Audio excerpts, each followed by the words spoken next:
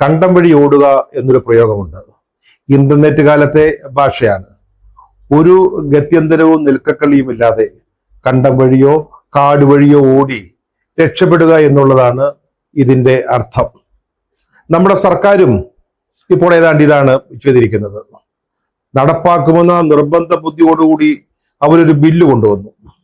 വെള്ളിയാഴ്ച ആരംഭിക്കുന്ന നിയമസഭാ സമ്മേളനത്തിൽ അവതരിപ്പിക്കാനിരുന്നതാ. പക്ഷെ ഇപ്പോ പാതി വഴിയിൽ അത് ഉപേക്ഷിച്ച് പോയിരിക്കുകയാണ് സർക്കാർ. സർക്കാരിന്റെ മുഖം രക്ഷിക്കാനാണ് ഇത് ചെയ്തത്. അവര് ഇത് നടപ്പാക്കിയ തീരുമെന്ന് വാശി പിടിച്ചിരുന്നതാ. ഇപ്പൊ ഏറ്റവും അവസാനം കഴിഞ്ഞ ദിവസം അത് വെള്ളം കൂടാതെ സർക്കാർ വിഴുങ്ങിയിരിക്കുകയാണ്. ആ ബില്ലുമായിട്ട് നമ്മുടെ മുഖ്യമന്ത്രി പിണറായി വിജയനും വനം വകുപ്പ് മന്ത്രി AK ശശീന്ദ്രനും പാഞ്ഞുപോയ വഴിയിൽ, പലായനം ചെയ്ത റൂട്ടിൽ ഇനി അടുത്ത കാലത്തൊന്നും പുല്ലുമുളയ്ക്കില്ലെന്നാണ് സസ്യശാസ്ത്രജ്ഞന്മാര് അഭിപ്രായപ്പെടുന്നത്. ഒരു സർക്കാരിന്റെ വളരെ സുചിന്തിതമായ ഒരു നയമാണ് ഒരു ബില്ലായി രൂപം പ്രാപിക്കുന്നതും പിന്നീടത് ഒരു നിയമമാവുന്നതും. ഒരു ബില്ല് തയ്യാറാക്കുന്നു, അത് നിയമസഭയിലോ പാർലമെന്റിലോ അവതരിപ്പിക്കുന്നു, അത് അവിടെ അംഗീകരിക്കുന്നു, അതിനുശേഷം ഗവർണറോ രാഷ്ട്രപതിയോ അതിന് അനുമതി നൽകുന്നു, ആ ബില്ല് ഒരു നിയമമായി മാറുന്നു. ഇതൊരു പ്രോസസ്സിന്റെ ഭാഗമാണ്. വളരെ കൃത്യമായ ഒരു നടപടിക്രമം അതിനുണ്ട്. അതിനുശേഷമാണ് ബില്ല് തയ്യാറാക്കുന്നതും പാസ്സാക്കുന്നതും. ഇപ്പോ ഒരു ബില്ല് തയ്യാറാക്കിയിട്ട് അത് തൊട്ടടുത്ത സഭാ സമ്മേളനത്തിൽ അവതരിപ്പിക്കാനിരിക്കെ അതിന് ദിവസങ്ങൾക്ക് മുമ്പ് അത് ഇടയ്ക്ക് വെച്ച് ഉപേക്ഷിച്ചുകൊണ്ട് പോകുന്നത് ഒരു സർക്കാരിനെ സംബന്ധിച്ചിടത്തോളം പരാജയം തന്നെയാണ്, വീഴ്ചയാണ്. അത് ഭരണപരമായ പരാജയമാണ്, രാഷ്ട്രീയമായ ഒരു വീഴ്ചയും കൂടിയാണ്. പറഞ്ഞല്ലോ, വളരെ തയ്യാറെടുപ്പോടുകൂടിയാണ് ഒരു ബില്ല് തയ്യാറാക്കുന്നത്, അല്ലാതെ കാൽമുട്ടിൽ വെച്ച് എഴുതി ഉണ്ടാക്കുന്നതല്ല. ഏതെങ്കിലും ഒരു വിഷയത്തിൽ ഒരു പുതിയ നിയമം കൊണ്ടുവരണമെന്ന്, അല്ലെങ്കിൽ നിലവിലുള്ള ഒരു നിയമത്തിൽ ഭേദഗതി വരുത്തണമെന്ന് ഭരണവകുപ്പിന്, അതായത് ഇവിടെ വനം വകുപ്പിന് തോന്നുകയാണെങ്കിൽ അത് സംബന്ധിച്ചുള്ള നിർദ്ദേശങ്ങൾ ആദ്യമായിട്ട് അവര് നിയമവകുപ്പിന് നൽകും. നിയമവകുപ്പ് ഇക്കാര്യത്തിൽ ചിലതൊക്കെ ആലോചിക്കാനുണ്ട്. ഇതുപോലെ സമാനമായ ഒരു നിയമം കേന്ദ്രത്തിലുണ്ടോ, ഈ നിയമം ഉണ്ടാക്കാനുള്ള അധികാരം സംസ്ഥാന സർക്കാരിനുണ്ടോ, ഇതൊക്കെ നോക്കിയതിനു ശേഷമാണ് ബില്ലുമായിട്ട് മുന്നോട്ട് പോകുന്നതിന് നിയമവകുപ്പ് അനുമതി നൽകുക. ഭേദഗതി ബില്ലാണെങ്കിൽ ഈ വക പരിശോധനയുടെ ഒന്നും ആവശ്യമില്ല. സാധാരണഗതിയിൽ നിയമവകുപ്പ് തന്നെയാണ് ബില്ല് എഴുതി തയ്യാറാക്കുക. വേണമെങ്കിൽ ഭരണവകുപ്പിന്, ഇവിടെ വനം വകുപ്പ്, അവർക്കും ഈ ബില്ല് തയ്യാറാക്കാം. ഭരണവകുപ്പാണ് തയ്യാറാക്കുന്നതെങ്കിൽ, എഴുതി ഉണ്ടാക്കുന്നതെങ്കിൽ അതിനുശേഷം ആ ബില്ല് വീണ്ടും നിയമവകുപ്പിലേക്ക് അയക്കും. അവരതൊന്ന് പരിശോധിക്കും. എന്തെങ്കിലും തിരുത്തലുകൾ, ഭേദഗതികൾ, കൂട്ടിച്ചേർക്കലുകൾ വേണോ, അത് നിയമവകുപ്പ് ആലോചിച്ച് അതിൽ വേണ്ട ഭേദഗതികൾ വരുത്തിയതിനു ശേഷം വീണ്ടും അത് ഭരണവകുപ്പിലേക്ക് അയക്കും. അതിനുശേഷം അതൊരു കരട് രൂപമാണ്, അത് മന്ത്രിസഭയുടെ പ്രാഥമിക പരിഗണനയ്ക്ക് അയക്കുന്നു. മന്ത്രിസഭ അത് ചർച്ച ചെയ്യുന്നു, അവരത് കരട് ബില്ല് അംഗീകരിച്ചതിന് ശേഷം വീണ്ടും നിയമവകുപ്പിലേക്ക് അയക്കുന്നു. നിയമവകുപ്പ് മന്ത്രിസഭ എന്തെങ്കിലും ഭേദഗതികൾ നിർദ്ദേശിച്ചിട്ടുണ്ടെങ്കിൽ അതുകൂടി ഇൻകോർപ്പറേറ്റ് ചെയ്ത് ആ ബില്ല് പൂർണ്ണമാക്കുന്നു. അതിനുശേഷമാണ് മന്ത്രിസഭയുടെ അന്തിമമായ അംഗീകാരത്തിന് എത്തുന്നത്. അപ്പം മന്ത്രിസഭയാണ് ഇത് അവസാനമായിട്ട് അംഗീകരിക്കുക. അതിനുശേഷം ഇത് ഗസറ്റിൽ പ്രസിദ്ധീകരിക്കും, പിന്നീട് നിയമസഭയിൽ അവതരിപ്പിക്കും, ചർച്ച ചെയ്ത് പാസ്സാക്കും. ഇതാണ് അതിന്റെ ഒരു നടപടിക്രമം. ഇത്ര ജനവിരുദ്ധമായ ഒരു ബില്ല് എങ്ങനെ ഈ നടപടിക്രമങ്ങളെല്ലാം കടന്ന് നിയമസഭയിൽ അവതരിപ്പിക്കുന്ന ഒരു ഘട്ടത്തിലേക്ക് എത്തി എന്നുള്ളത് അത്ഭുതകരമായ ഒരു കാര്യമാണ്. നിയമവകുപ്പിന് ഇതിന്റെ കണ്ടന്റ് സംബന്ധിച്ച് വലിയ ഉത്തരവാദിത്വമില്ല, പക്ഷെ ഭരണവകുപ്പിനാണ് ആ ഉത്തരവാദിത്വമുള്ളത്. അവരാരും ഇത് പരിശോധിച്ചില്ലേ? വലിയ സംവിധാനങ്ങളൊക്കെ ഉള്ള ഒരു വകുപ്പാണ് വനം വകുപ്പ് എന്ന് പറയുന്നത്. അവര് ഇതിന്റെ വിശദാംശങ്ങളിലൊക്കെ കടന്നില്ലേ? മന്ത്രിക്ക് ഒരു പ്രൈവറ്റ് സെക്രട്ടറി ഉണ്ട്, അദ്ദേഹം ഇത് വായിച്ചിട്ടില്ലേ? വകുപ്പിന് ഒരു സെക്രട്ടറി ഉണ്ട്, IAS അല്ലെങ്കിൽ IAS അവരാരും ഇത് വായിച്ചിട്ടില്ലേ? പിന്നീട് മന്ത്രിസഭയുടെ പരിഗണനയ്ക്ക് വരുന്നു, അവിടെ ഇത് പരിശോധിക്കാനും ഇത് ജനവിരുദ്ധമാണോ എന്ന് നോക്കാനുമുള്ള മന്ത്രിമാരൊന്നുമില്ലേ? അതിനുള്ള ബോധവും പൊക്കണവും ഒക്കെ ഉള്ളവര് അവിടെ ഇല്ലെന്നാണോ നമ്മൾ മനസ്സിലാക്കേണ്ടത്? ഏറ്റവും അവസാനം അന്തിമ അംഗീകാരത്തിനായി മന്ത്രിസഭയുടെ മുമ്പിൽ വരുമ്പോൾ ഈ ബില്ലിന്റെ ഒരു കോപ്പിയും അതിന്റെ വിശദാംശങ്ങളും മന്ത്രിസഭയുടെ അജണ്ട പേപ്പറിൽ ഉണ്ടാവും. അത് ഈ മന്ത്രിമാരും വായിക്കുന്നില്ലേ? അവരത് നോക്കുന്നില്ലേ? തലേ ദിവസം മന്ത്രിസഭ ചേരുന്നതിന് തലേ ദിവസം ഈ അജണ്ട മന്ത്രിമാർക്ക് ലഭിക്കുന്നതാണ്. അതാരും ശ്രദ്ധിക്കുന്നില്ല എന്നാണോ ഇതിൽ നിന്നൊക്കെ നമ്മൾ മനസ്സിലാക്കേണ്ടത്? ഈ ബില്ലിന്റെ കോപ്പി, അതിന്റെ വിശദാംശങ്ങൾ അതൊക്കെ നൽകിയതിനു ശേഷം തീരുമാനിക്കേണ്ട കാര്യം എന്നൊരു ചെറിയ ഒരു പാരഗ്രാഫ് ഉണ്ട്. 1-2 വരി അതിൽ കാണത്തുള്ളൂ. അതായത് ഈ ബില്ല് മന്ത്രിസഭ അംഗീകരിക്കണം, അതാണ് ചെയ്യേണ്ട കാര്യം. അപ്പൊ ഈ മന്ത്രിസഭയുടെ പരിഗണന ഇത് വരുമ്പോ മന്ത്രിമാർ ഇത് മാത്രം വായിച്ചിട്ട് അതിന് മുകളിൽ വിരലടയാളം കൊടുത്ത് ഇത് അംഗീകരിച്ചു വിടുകയാണോ സാധാരണഗതിയിൽ ചെയ്യുന്നത്? ഭരണമുന്നണിക്ക് ഒരു ഏകോപന സമിതിയുണ്ട്.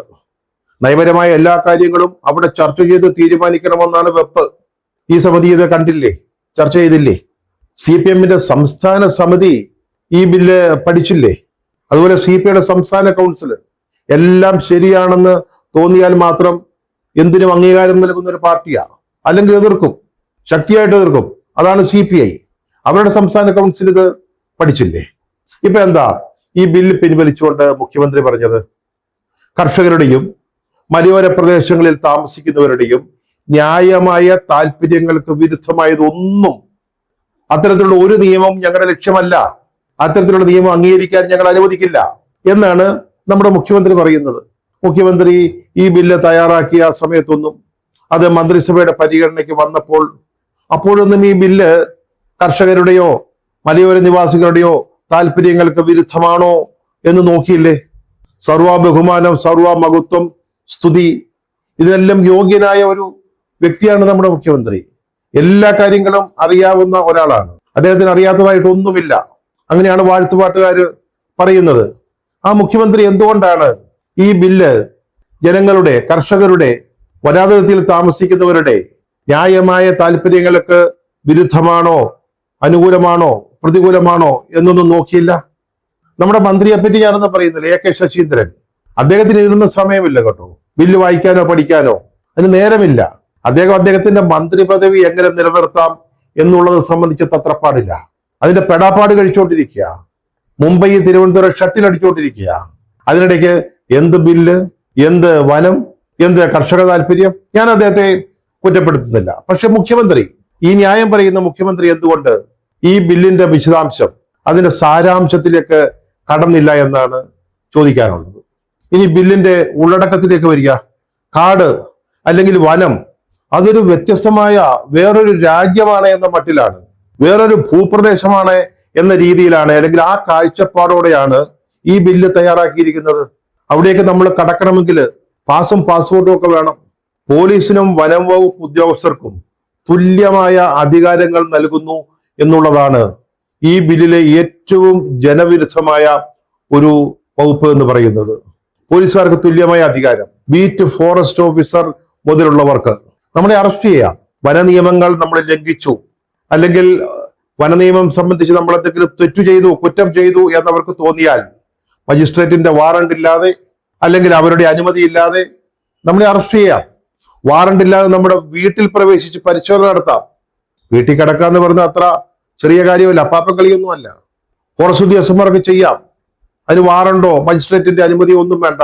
നമ്മുടെ വാഹനങ്ങൾ പരിശോധിക്കാം.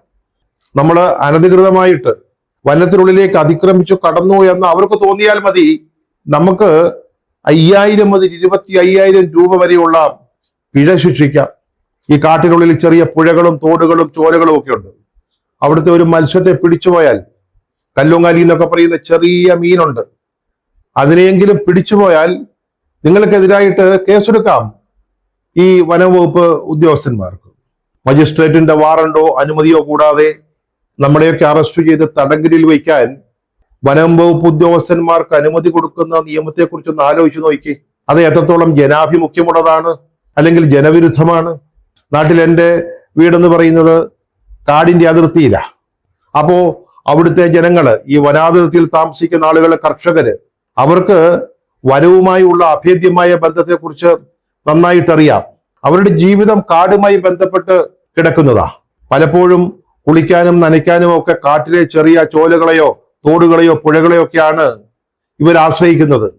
അവരുടെ കന്നുകാലികൾക്ക് തീറ്റ വനത്തിൽ നിന്നാണ് അവരെടുക്കുന്നത്. അത് മരം മുറിക്കലൊന്നുമല്ല, മരങ്ങളുടെ അല്ലെങ്കിൽ ചെടികളുടെ ഇല കന്നുകാലികൾക്ക് തീറ്റയായിട്ട് എടുക്കുന്നു.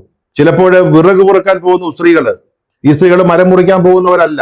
കാട്ടിലെ പുഴയിൽ നിന്ന് ചിലപ്പോൾ മീൻ പിടിച്ചെന്ന് വരാം. അതൊക്കെ അവരുടെ നിത്യജീവിതത്തിന്റെ ഭാഗമാണ്. അവരങ്ങനെയാണ് എത്രയോ കാലങ്ങളായിട്ട് ജീവിക്കുന്നത്. അവരുടെ അവകാശത്തിൽപ്പെട്ടതാണത്. വനാതിർത്തിയിൽ താമസിക്കുന്നവർ കന്നുകാലികളെ മേയാൻ വിടുന്ന കാട്ടിലാണ്. അതൊക്കെ കാലാകാലങ്ങളായിട്ട് നടന്നുകൊണ്ടിരിക്കുന്ന കാര്യങ്ങളാ. ഇപ്പോ അതൊക്കെ കുറ്റകൃത്യമാക്കിയിരിക്കുക. നമ്മുടെ പശുവിനെ തേടി നമ്മുടെ വനത്തിനുള്ളിലേക്ക് പോയാൽ, ഒരു കഷ്ണം വിറകെടുത്താൽ, അല്ലെങ്കിൽ വനത്തിലേക്ക് കടന്നാൽ അത് വേണമെങ്കിൽ അതിക്രമിച്ച് കടക്കലായിട്ട് ചിത്രീകരിക്കാം. അപ്പോൾ ഇതിന്റെയൊക്കെ പേരിൽ നമുക്കെതിരെ കേസെടുക്കാനും നമ്മളെ അറസ്റ്റ് ചെയ്യാനും വനം വകുപ്പ് ഉദ്യോഗസ്ഥന്മാർക്ക് ഈ നിർദ്ദിഷ്ട ബിൽ അധികാരം നൽകുന്നുണ്ട്. ഇത്തരത്തിലൊരു ബില്ല് അത് നിയമസഭയിൽ അവതരിപ്പിച്ച് പാസാക്കി നിയമമാക്കാൻ വനം വകുപ്പിന് എന്തായിരുന്നു ഇത്ര വാശി? നമ്മളതിന്റെ ഉള്ളടക്കം പറഞ്ഞല്ലോ. വനം വകുപ്പ് ഉദ്യോഗസ്ഥന്മാർക്ക് പോലീസുകാർക്കുള്ള തത്തുല്യമായ അധികാരങ്ങൾ സ്ഥാപിച്ചു കൊടുക്കുന്നതാണ് ഈ ബില്ല്. അതിനുവേണ്ടി വനം വകുപ്പിലെ ചില ഉദ്യോഗസ്ഥന്മാർ നടത്തിയ ഗൂഢാലോചനയാണോ, അതിനുവേണ്ടി നടത്തിയ നീക്കമാണോ ഇതിന്റെ പിന്നിലുള്ളത്? മന്ത്രിക്ക് എന്തായിരുന്നു ഇത്ര നിർബന്ധം ഈ ബില്ല് പാസ്സാക്കണമെന്ന്? മന്ത്രിയെ കുറിച്ച് പറയുമ്പോൾ ഒരു കാര്യം ഓർക്കണം, അദ്ദേഹത്തിന്റെ പാർട്ടിക്ക് പോലും വേണ്ടാത്ത ഒരു മന്ത്രിയാണ്. 2 ജില്ലകളോ 3 ജില്ലകളോ ഒഴികെ ബാക്കി മുഴുവൻ ജില്ലാ കമ്മിറ്റികളും അദ്ദേഹത്തെ മന്ത്രിസ്ഥാനത്ത് നിന്ന് മാറ്റണമെന്ന് ആവശ്യപ്പെട്ടതാ. സംസ്ഥാന സമിതി ആവശ്യപ്പെട്ടതാ. സംസ്ഥാന പ്രസിഡന്റ് പറഞ്ഞതാ. ദേശീയ പ്രസിഡന്റ് മുഖ്യമന്ത്രിയോട് പറഞ്ഞതാ.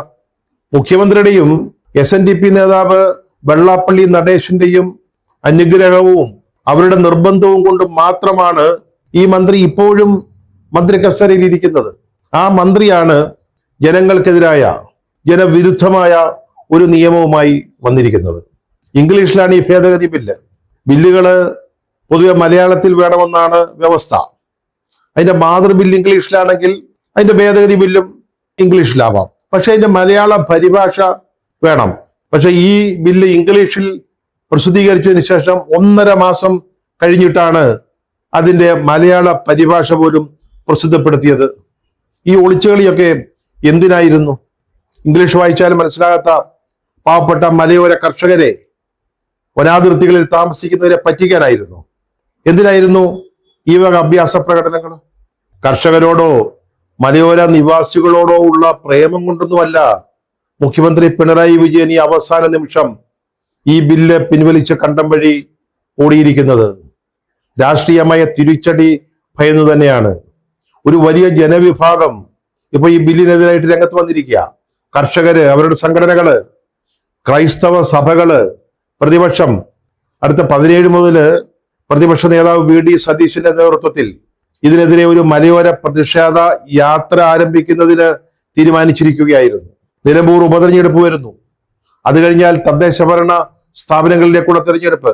ഈ വനാതിർത്തികളൊക്കെ പഞ്ചായത്ത് അതിർത്തിയിൽ വരുന്നതാ. അവിടേക്ക് ഈ നിയമം പാസ്സാക്കാനാണ് സർക്കാർ ഉദ്ദേശിക്കുന്നതെങ്കിൽ അത് വലിയ തിരിച്ചടി, രാഷ്ട്രീയമായ തിരിച്ചടി ഉണ്ടാകും എന്ന് മനസ്സിലാക്കിയത് കൊണ്ടാണ് ഇപ്പോൾ ഗവൺമെന്റ് ഈ ബില്ല് പിൻവലിക്കാൻ തയ്യാറായിരിക്കുന്നത്. തൊട്ടാൽ പൊള്ളും എന്ന് പിണറായിക്കും ശശീന്ദ്രനും സർക്കാരിനും ഇടതുമുന്നണിക്കും CPM-നും ഒക്കെ മനസ്സിലായി. അതുകൊണ്ട് ബില്ലുമായി അവർ കണ്ടം വഴി ഓടി.